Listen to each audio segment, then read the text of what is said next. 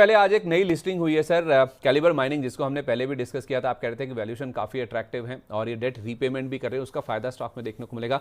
अच्छी लिस्टिंग हुई है सर। अगर आप देखेंगे तो एनएसई पर ये 500 रुपये 25 पैसे के भाव पर जाकर लिस्ट होता हुआ दिखा है और इशू प्राइस के देखें मुकाबले तो ये करीब 18% के आसपास का प्रीमियम, क्योंकि 424 रुपये का इशू प्राइस तय किया गया था। 450 करोड़ रुपये जुटाए हैं कंपनी ने, 400 करोड़ रुपये कंपनी के पास आए हैं और जीएमपी के हिसाब से भी 499 के आसपास लिस्टिंग होनी चाहिए तो अच्छी लिस्टिंग हुई है। और 500 रुपये पर लिस्टिंग होने के बाद आप देखेंगे तो इस स्टॉक ने 510 रुपये का हाई भी छुआ है। अभी भी करीब 15% के आसपास पैसा बन रहा है सर।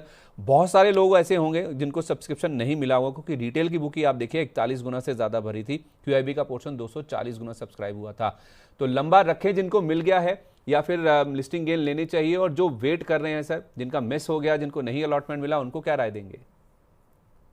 आईपीओ के दो क्लियर रूल रहते हैं। अगर आपने लिस्टिंग गेन के लिए लगाया तो लिस्टिंग गेन बुक कर लीजिए और एग्जिट हो जाइए।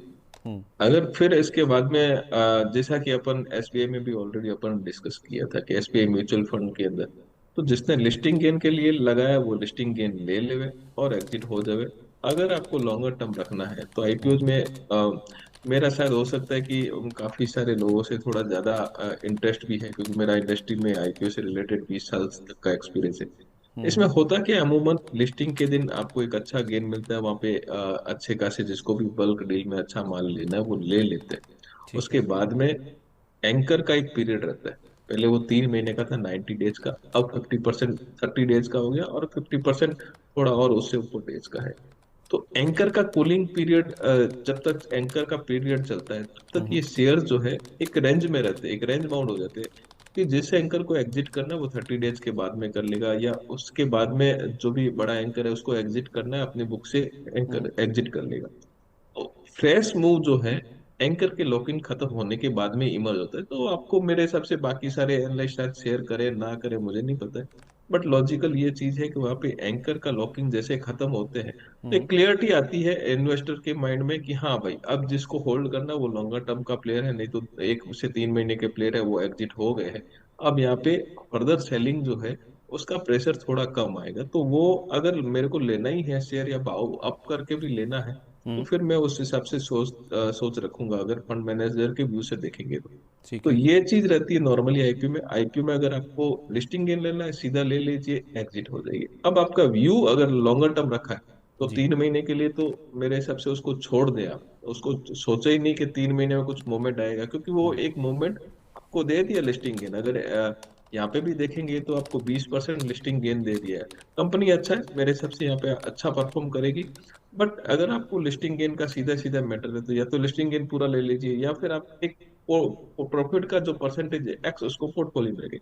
लेकिन नेक्स्ट 3 मंथ में ये हाई परफॉर्म करेगा उसकी, या 1 मंथ के अंदर हाई ये करेगा उसकी प्रोबेबिलिटी थोड़ी कम रहती है, क्योंकि कंपेरेटिवली काफी सारी चीजें और जहाँ पे बड़ा इश्यू रहता है वहां पे तो आप ये प्रोबेबिलिटी रहेगी नहीं। अगर क्योंकि बड़े इश्यू में माल स्टॉक लेना है तो छोटी साइज का नहीं बड़ा साइज का लेना है, तो वहां पे एक बहुत कॉशस होके लिया जाता है। तो वो टाइम के अंदर आपको एक व्यू डिफरेंट व्यू से लेना पड़ेगा। फिर आपका व्यू 1 साल, एटलीस्ट 6 महीने से 1 साल के अंदर आप जितने भी सारे आईपीओ जो है वो उठा के देख लीजिए। मैं आपको अमूमन क्या, मैं आपको सारे ही सारे अभी जितने आईपीओ चले हैं 6 महीने के बाद में ही चलते हैं। तो वहां पे हमारा स्पेसिफिक ये बाइंग का आइडिया भी रहता है और हम स्पेसिफिक उस हिसाब से बाइंग करते हैं, क्योंकि आपने लिया सेलिंग आ गया फिर क्या मतलब है। तो वो जहाँ पे पैसा नहीं बनना है शॉर्ट टर्म में, मार्केट के अंदर स्मार्ट मनी कब मूव करती है? स्मार्ट मनी वही टाइम पे मूव करती है जहाँ पे अपने को लाइन क्लियर मिले। तो लाइन क्लियर कब मिलेगी? जब एंकर का लॉक इन खत्म होगा। तो ये कुछ एक फंडा है जहाँ पे ध्यान रखना चाहिए। कभी कभार मैं देखता हूँ कि अरे एसबीआई में डिसअपॉइंटमेंट हो गया है। ये अब लिस्टिंग गेन के लिए लिस्टिंग गेन ले लो, 8-9% कम है क्या? 8-9% कम नहीं है। एब्सोल्यूट टर्म्स परसेंटेज में अगर आप देखेंगे 5 दिन के अंदर मेरे को तो लगा ही नहीं था अलॉटमेंट। आपको लगा था क्या?